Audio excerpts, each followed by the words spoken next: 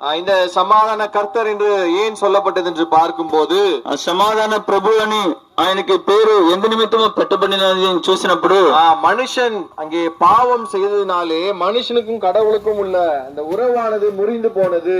మానవుడు దేవునికి వ్యతిరేకముగా పాపము చేసినందున దేవునితో ఉన్న ఐక్యతను பாந்தவியமுனு மானோடு கோல்பையாடு. இந்த மனிதன் யார் என்று பார்க்கும்போது கடவுளுடைய தன்னுடைய கரத்தினாலே உண்டாக்கி தன்னுடைய ஜீவ சுவாசத்தை அவனுடைய நாசிலே ஊதினதினாலே அவன் ஜீவ ஆத்மாவாக மாறி போனான். அவன் మనిదనాக இந்த ఉలగத்திலே வந்தான். మానవుడు ఎవరంటే ప్రభు వలన సృజింపబడిన వ్యక్తి. ప్రభువు నేల మట్టి ద్వారాగా మానవుని సృజించి తన యొక్క జీవ శ్వాసమును అతనిలో ఊదాడు. அவன் அங்கே மனிதனாக மாறி போனான். இந்த மனிதன் ஆண்டவரை போல இருக்க வேண்டும் என்பதற்காக அவருடைய சாயலிலே உண்டாக்கப்பட்டவன். మానవుడు దేవుని యొక్క పోలికలో ఉండాలని ఆ యొక్క స్వరూపంలో సృజింపబడిన వ్యక్తి. உண்டாக்கினது மாத்திரமல்ல, அவனுக்கு அநேக காரியங்களை அவனுக்கு தேவையான எல்லாவற்றையும் கூட இந்த ஆண்டவர் உருவாக்கி கொடுத்தார். ప్రభువు మానవుని తన యొక్క పోలికలో సృజించినది మాత్రమే కాకుండా అతనికి అవసరమైనది అన్నిటినీ కూడా మేలైన వాటిని ప్రభు అతనికి చేసి వచ్చాడు. ஆனால் ஒரு கட்டளையை கொடுத்தார், இந்த காரியத்தை நீ செய்யக்கூடாது என்று சொல்லி சொன்னார். అయితే ప్రభు వారు మానవునికి ఒక ఆజ్ఞ ఇచ్చాడు, ఈ యొక్క పని మాత్రం నువ్వు చేయొద్దని. ஆனால் அந்த கட்டளையை மீறினதுனாலே பாவமானது வந்தது. மனிதனுக்கும் தேவனுக்கும் இடையே பாவமாக அது பெருஞ்சுவராக காணப்பட்டது. அது பகையாக மாறினது. ప్రియులారా, అయితే మానవుడు ప్రభు తనకి ఇచ్చిన ఆజ్ఞను అతిక్రమించి పాపము చేశాడు. అతని యొక్క అవిధేయత వలన మానవుడు దేవునితో ఉన్న ఆ యొక్క ఐక్యతను కోల్పోయాడు. இது பாவமானது நாளுக்கு நாள் பெருகி கொண்டே வந்தது. மனிதனுக்கும் தேவனுக்கும் உள்ள உறவுகளே அங்கே விரிசல் ஏற்பட்டு தூரமாக போய் கொண்டிருந்தான் மனிதன். నానాటికి ఈ పాపము పెరుగుతూ వచ్చింది. మానవునికి దేవునికి ఎడబాటు వచ్చినది. இந்த மனிதன் இதனாலே அவனுடைய வாழ்க்கையிலே సమాధానத்தை இழந்து போனான். మానవుడు ఇందు మూలముగా తన యొక్క జీవితంలో నిజమైన శాంతిని సమాధానమును కోల్పోయాడు. இந்த சமாதானத்தை தேடி என்னென்ன காரியங்களோ செய்தான். ஆனால் எந்த ஒரு பொருளோ எந்த ஒரு காரியமும் சமாதானத்தை கொடுக்க முடியவில்லை. ఈ యొక్క మరలా ఈ యొక్క శాంతిని సమాధానమును పొందుకోవాలని మానవుడు ఎన్నో విధానంలో ఆయన ఎంతగా ప్రయత్నం చేసినప్పటికీ కూడా ఈనాడు వరకు కూడా పొందుకోలేకపోతున్నాడు. இந்த மனிதன் இந்த உலகத்திலே ஒரு மனிதன் எந்த காரியத்தை வேணாலும் சம்பாதித்து விடலாம், ஒரு பொருளை சம்பாதிக்கலாம், பணம் எவ்வளவு வேணாலும் சம்பாதிக்கலாம். ஆனால் இந்த ஒரு சమాధానத்தை அவனுடைய வாழ்க்கையில பெற்றுக்கொள்ள முடியாமல் அங்கே கஷ்டப்படுகிறான். ఈ లోకంలో మానవుడు ఏదైనా సంపాదించవచ్చు గాని అయితే ఈ యొక్క సంతోషమును నిజమైన శాంతిని సంపాదించలేకపోతున్నాడు. இந்த சமாதானத்தை ஒருவரால் மாத்திரம்தான் கொடுக்க முடியும். ஏனென்றால் இந்த மனிதன் பாவம் செய்து ஆண்டவர்கிட்ட விலகி போனான். அந்த ஆண்டவரால் மாத்திரம்தான் ஒரு மனித குலத்திற்கு சமாதானத்தை கொடுக்க முடியும். నిజమైన శాంతి సంతోషము ప్రభు ద్వారానే మానవుడు పొందుకోగలడు. ఎందుకంటే ఆ యొక్క మానవుడు దేవుని యొద్ద నుండి తొలగిపోయినాడుగా ఉంటున్నాడు. இந்த விலகி போன இந்த தேவனை விட்டு விலகி போன இந்த மனிதனிடத்துல தேவன் அன்பு கூர்ந்தபடினாலே நேசித்தபடினாலே அவருடைய ஒரே பேரான குமாரனை యేసు క్రీస్తువానగా இந்த உலகத்திலே அனுப்பினார். దేవుని యొక్క మహిమను కోల్పోయిన మానవుని ప్రభు ప్రేమించినారు గనుక తన యొక్క ఏకైక కుమార్ని ఈ లోకమునకు పంపిస్తూ వచ్చాడు. உலகத்திலே அவருடைய குமாரனை ஒரே பேரான குமாரனாய் இயேசு கிறிஸ்து எதற்காக அனுப்பினார் என்று பார்க்கும்போது ఈ లోకములో తన ఏకైక కుమార్ని అనగా ప్రభువైన యేసు క్రీస్తు వారిని ఎందుకొరకు పంపాడని చూసినప్పుడు மனிதனுடைய பாவத்திலிருந்து விடுதலை கொடுக்க வேண்டும், மனிதன் இழந்து போன சமாதானத்தை அவனுக்கு கொடுக்க வேண்டும் என்பதற்காக ஆண்டவர் இவ்விதமாக அவருடைய குமாரனை அனுப்பினார். మానవ జాతికి పాప క్షమాపణ విమోచన కలుగజేయాలని ఏ శాంతిని సమాధానమును మానవుడు కోల్పోతూ వచ్చాడు, మరలా అతనికి ఆ యొక్క శాంతిని అనుగ్రహించాలని. அதனாலே அவர் ஒரு கிரயம் செலுத்த வேண்டி இருந்தது. பிரியமானவர்களே, ప్రియులారా, మనకు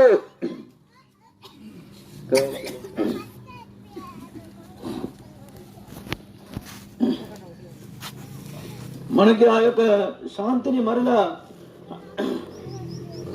అనుభవించాలని ప్రభు ఒక గొప్ప క్రయము చెల్లించవలసి వచ్చింది. அந்த கிரயம் என்னவென்று பார்க்கும்போது அவருடைய ஜீவனை நமக்காக கொடுத்தார். ఆ క్రయం ఏమిటంటే తన యొక్క ప్రాణమును ఇవ్వవలసి వచ్చింది. இந்த உலகத்திலே அவர் நார்மலாக ஒரு மனிதன் இறக்கிற பிரகாரமாக அவர் இறக்கவில்லை. అయితే ప్రభు గారు ఒక మానవుడు సాధారణంగా చనిపోయినట్లు ఆయన చనిపోలేదు. அங்கே இந்த உலகத்திலே அதிக விதமான வேதனைகளை சகித்தவராக இந்த உலகத்திலே சொல்ல முடியாத அளவுக்கு அவர் பாடுகள், சிலுவையிலே அவருடைய கரத்திலே ஆணி, கால்களிலே ஆணி, அங்கே தலையிலே முள்முடி, ஈட்டினாலே விழாவினாலே குத்தினார்கள். அங்கே அவருடைய இடத்துல ஒரு ரத்தமும் கூட இல்லாத அளவுக்கு எல்லாவற்றையும் சிந்தினார். ఈ యొక్క ప్రేమ చెల్లించుట కొరకు ప్రభువైన యేసుక్రీస్తు వారు తన యొక్క చేతుల్లో మేకులు కొట్టబడి, కాళ్ళు మేకులు కొట్టబడి, శిరస్సులో ముళ్ళ కిరీటము పెట్టబడి, కొరడాలతో కొట్టబడి, ஆக்கரி பட்டு ரத்தம் வரைக்கும் காய்ச்சி மரணிச்சு திரும்பி வச்சாரு. ஒவ்வொரு முறை அவர் மூச்சு விடும் போதும் கூட அவ்வளவாக வேதனையை அனுபவித்து இருந்தார். ప్రతిసారి ఆయన ఊపిరి పిలిచినప్పుడు ఎంతగానో ఆయన బాధపడుతూ వచ్చాడు. ஒரு அங்கே அந்த காலத்திலே பார்க்கும்போது கொடூரமான பாவத்தை செய்தவர்களுக்கு தான் அவ்விதமான தண்டனை, கொடூரமான தண்டனையை கொடுத்தார்கள். ఆ దినాల్లో ఇలాంటి భయంకరమైన శిక్ష ఎవరికి విధిస్తారంటే ఎంతో భయంకరమైన పాపము చేసిన వారికే. ஆனால் ஒரு பாவம் செய்யாதவர், பாவம் இல்லாதவர், பாவத்தை அறியாதவர் நம்முடைய பாவங்களுக்காக சிலுவையிலே தன்னுடைய சொந்த ரத்தம் முழுவதுமாக சிந்தினார். பிரியமானவர்களே, అయితే ప్రియులారా, ఏ పాపము ఎరగని, పాపము చేయని, పాపము లేని ప్రభువైన యేసుక్రీస్తు వారు మన కొరకు బలియాడు. இதை யார் யாரெல்லாம் நம்புகிறார்களோ, ఈ యొక్క సత్యమును ఎవరెవరు నమ్ముతున్నారో, இதை யார் யாரெல்லாம் விசுவாசிக்கிறார்களோ, ఎవరు తమ యొక్క హృదయంలో విశ్వసిస్తున్నారో அவருடைய இதயத்திலே ஆண்டவர் வருகிறார். వారి యొక్క హృదయంలోనికి ప్రభు ప్రవేశిస్తాడు. சொல்ல முடியாத சந்தோஷம், சமாதானத்தை நம்முடைய வாழ்க்கையில பெற்றுக் கொள்கிறோம். చెప్పని శక్తిని, మహిమాయుక్తమైన సంతోషము, శాంతిని అనుగ్రహిస్తాడు. பேசிக்கொண்டிருக்கிற எங்களுடைய வாழ்க்கையில் இந்த சமாதானம் இல்லாதவனாக அநேக காரியங்களுக்கு பிற்பாடு போய் கொண்டிருந்தேன். మాట్లాడుతున్న నేను కూడా నా యొక్క జీవితంలో ఈ నిజమైన సంతోషము, శాంతి లేకుండా ఎన్నో పాప భోగాల వైపు వెళుతూ వచ్చాను. ஒரு சினிமா பார்த்தால் சந்தோஷம் கிடைக்கும் என்று நினைத்தேன். 3.5 மணி நேரம் பார்த்தாலும் கூட அந்த சந்தோஷம் கிடைக்கவில்லை. ఒకవేళ సినిమా చూస్తే నాకు ఈ సంతోషం దొరుకుతుందని నేను 3.5 గంటలు సినిమాలు చూసినప్పటికీ కూడా எனக்கு நிஜமான சந்தோஷம் నాకు దొరకలేదు. ஆனால் இந்த வேதாகமத்திலே சொல்லப்பட்ட சத்தியத்தை என்னுடைய வாழ்க்கையில விசுவாசித்த போது இந்த இயேசு கிறிஸ்துவானவர் எனக்காக வந்தார், என்னுடைய பாவங்களுக்காக சிலுவையிலே மரித்தார், அவருடைய பாவத்தின் மூலமா, அவருடைய ரத்தத்தின் மூலமாக என்னுடைய பாவம் கழுவப்படுகிறது என்பதை நான் விசுவாசித்த போது இந்த உலகத்திலே யாருமே கொடுக்க முடியாத சந்தோஷத்தை, சமாதானத்தை என்னுடைய வாழ்க்கையில பெற்றுக்கொண்டேன். అయితే నా యొక్క జీవితంలో నా యొక్క పాపము నిమిత్తము నేను పశ్చాత్తాపడి పాపాన్ని ప్రభు దగ్గర ఒప్పుకొని క్షమాపణ అడిగినప్పుడు ఎవరు ఇవ్వలేని నిజమైన సంతోషం, శాంతిని ప్రభు నాకు అనుగ్రహిస్తూ వచ్చాడు.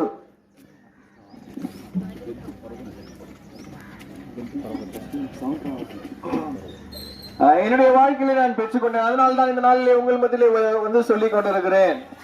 అందువలనే ఈనాడు మీ మధ్యలో నేను చెప్పగలుగుతున్నాను, నా యొక్క జీవితంలో ఈ యొక్క నిజమైన శాంతిని, సంతోషంను నేను పొందుకున్నాను. ஒருவேளை கேட்டுக்கொண்டிருக்கிற நீங்கள் இந்த சமாதானத்தை தேடி நீங்கள் அலைந்து கொண்டிருக்கலாம். ఒకవేళ వింటున్న మీరు కూడా మీ యొక్క జీవితంలో ఈ యొక్క నిజమైన శాంతి, సంతోషం లేకుండా దాని విషయమై ఎక్కడికెక్కడో మీరు వెతకవచ్చు. ஆனால் இந்த சமாதானத்தை கொடுக்க ஒருவரால் மாத்திரமே முடியும். அவர் சமாதான கர்த்தர், சமாதான பிரபு என்னப்படுகிற இயேசு கிறிஸ்துவால் மாத்திரம்தான் இப்படிப்பட்டதான சமாதானத்தை கொடுக்க முடியும். అయితే ఈ యొక్క శాంతిని, సంతోషము ఒకే ఒక ప్రభు మాత్రమే అనుగ్రహించగలడు. ప్రభువైన యేసుక్రీస్తు ద్వారానే మనకి ఈ యొక్క నిజమైన శాంతి, సంతోషము, సమాధానము. இந்த சந்தோஷம் உங்களுக்கு வேண்டுமா? இந்த சமாதானம் உங்களுக்கு வேண்டுமா? ఈ యొక్క సంతోషం మీకు కావాలనా? ఈ యొక్క శాంతి మీకు కావాలనా? இயேசு கிறிஸ்துவானவரிடத்திலே, ஆண்டவரே நீர் வந்து நான் நம்புகிறேன், எனக்காக நீ சிலுவையிலே மரித்து நான் விசுவாசிக்கிறேன், என் இருதயத்துல வாங்க, என்னுடைய பாவத்தை கழுவுங்க, எனக்கு சமாதானத்தை தாங்க என்று கேட்கும் போது இந்த அன்புள்ள தேவன் உங்களுடைய இருதய கதவு அவர் வந்து உங்களுடைய வாழ்க்கையிலே சமாதானத்தை கொடுக்கிறார். ప్రభువైన యేసు క్రీస్తు దగ్గర ప్రభువా, మీరు ఈ లోకములకి వచ్చారు, నా కొరకు సిలువలో మరణించి తిరిగి లేచారని నమ్ముచున్నాను. నా పాపం విషయమై పశ్చాత్తాపడుతున్నాను. నా పాపం క్షమించము, నీ రక్తం ద్వారా కడుగును, నా హృదయంలోనికి రమ్మని మీరు విశ్వాసంతో ప్రార్థించినట్లయితే చాలు. இந்த சந்தோஷத்தை பெற்றுக் கொள்ளலாம். ఈ యొక్క నిజమైన సంతోషం, శాంతిని మీరు పొందుకోవచ్చు. மிக உயர்ந்த உன்னதமான சமாதானம், சந்தோஷம், இலவசம்.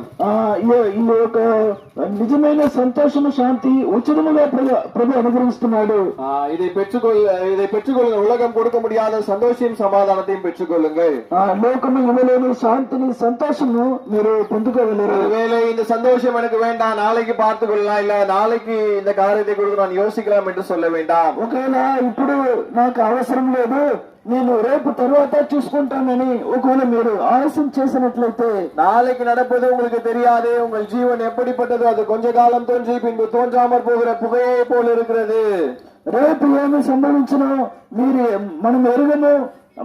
మన యొక్క జీవితం ఏపాటిది, కొంతసేపు కనబడి అంతలో మాయమైపోవచ్చున్న ఆవిరి వంటి వారము మనము. மனுஷனுடைய நாட்கள் புல்லு கோப்பா இருக்கிறது, அவன் வெளியின் புஷ்பத்தை போல பூக்குறான், காற்று அதன் மேல் வீசுவனே, அது இல்லாமற் போயிற்று, அது இருந்த இடமும் இனி அதை அறியாது. మానవుని యొక్క జీవిత దినములు, ఆయుష్కాలము అది గడ్డి వంటిది, అది కొంతసేపట్లోనే అది లేకుండా పోతుంది.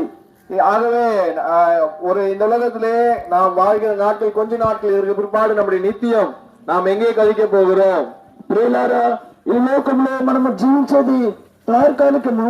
మన యొక్క నిత్యమును మనం ఎక్కడ గడపబోతున్నాం? பரலோகத்திற்கு போக வேண்டுமானால் இந்த சந்தோஷத்தை, சமாதானத்தை இயேசு கிறிஸ்துவின் மூலமாக பெற்றுக்கொண்டால் மாத்திரமே பரலோகத்துக்கு போக முடியும். ఆ యొక్క పరలోక రాజ్యమునకు, మోక్షాన్ని మనము చేరుకోవాలంటే మనము ఈ యొక్క పాప క్షమాపణను మనము పొందితేనే గాని మనం పరలోకాన్ని చేరుకోలేము.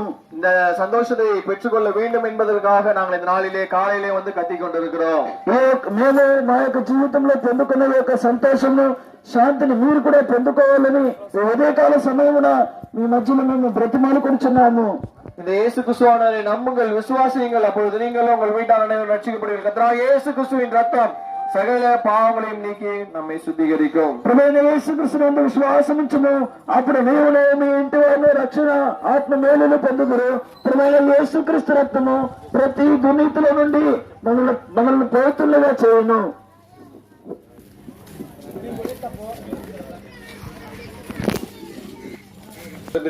అధికముగా తెలుసుకుని కోరినట్లయితే మా ప్రియులు మరి మీ వద్దకు కరపత్రం తీసుకొచ్చున్నారు. మరి కరపత్రంలో అడ్రస్ కూడా ఉంటుంది. సమీపంలోనే వాటర్ ప్లాంట్ దగ్గర, మరి నిర్మలా స్కూల్ మొదటి లైన్ వాటర్ ప్లాంట్ దగ్గర సియోను ఆరాధన మందిరము ప్రతి ఆదివారం ఉదయం 10:30 గంటలకు దైవ ఆరాధన. వారములో నియామక కొడుకులున్నాయి. ప్రభువైన యేసుక్రీస్తు నామమున ప్రేమతో ఆహ్వానిస్తున్నాం. మీ కొరకు ప్రార్థించుదురు, దేవుని వాక్యం అందించుదురు. అదే రీతిగా సాయంకాలం ప్రత్యేకమైన కూడుకున్నది. చెన్నై దూర ప్రాంతం నుండి దేవుని దాసులు, పరిచారకులు మన మధ్యకు వచ్చున్నారు. వారు ప్రేమతో దేవుని ప్రేమను బట్టి సువార్తను, పరిచయం, దేవుని ప్రేమను వాక్యం అందించడం కొరకే ఈ రాత్రి మరి సాయంకాలం 7 గంటలకు ప్రత్యేకమైన కూడుకున్నది. సమీపంలోనే వాటర్ ప్లాంట్ దగ్గర. మరి దయచేసి అందరినీ ప్రేమతో ఆహ్వానిస్తున్నాం. దేవుని వాక్యమని ఆత్మీయ మేలు, ప్రభు ఇచ్చే రక్షణ, ఆశీర్వాదం పొందవలసిందిగా ప్రేమతో మీకు మనం చేస్తున్నాం. మీ కొరకై, మీ క్షేమం కొరకై ప్రార్థన చేస్తాం. మహాపరిశుద్ధుడైన, ప్రేమ నమ్మకము కలిగిన పరలోక తండ్రి, అత్యంత కృప కలిగిన దేవా, మీకు వందనాలు. మీ ఉదయకాలం ప్రేమించి నైనా ఈ ప్రాంత ప్రజలకు అందించిన సువర్తమానం దీవించండి.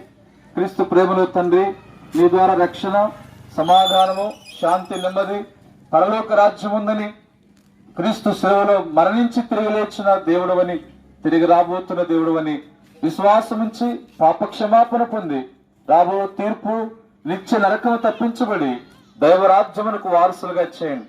ఈ ప్రాంత ప్రజలను రక్షించండి, ఆశీర్వదించండి. వారి చేతి పనులు, వ్యవసాయం, కుటుంబములు, ఉద్యోగం, వ్యాపారం దీవించండి. ఈ పరిచయలో పాలు పొందిన ప్రియబిడ్డలను బలపరచమని యేసు నామములో ప్రార్థిస్తున్నాము తండ్రి, ఆమేన్. చెప్పడి జయమని ప్రభువైన యేసుక్రీస్తు వారికి జై. త్వరలో రారాజుగా రానయ్యున్న యేసు ప్రభు వారికి జై. హల్లెలూయా, హల్లెలూయా.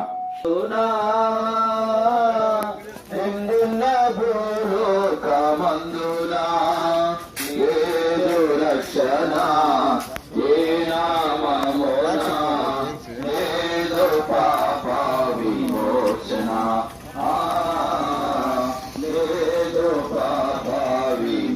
వచ్చన పైనున్న ఆకాశమందునా అన్ని నామములకు పైని కలదు ఉన్నతంబగు యేసుని నామం అన్ని నామములకు పైని కలదు ఉన్నతంబగు యేసుని నామం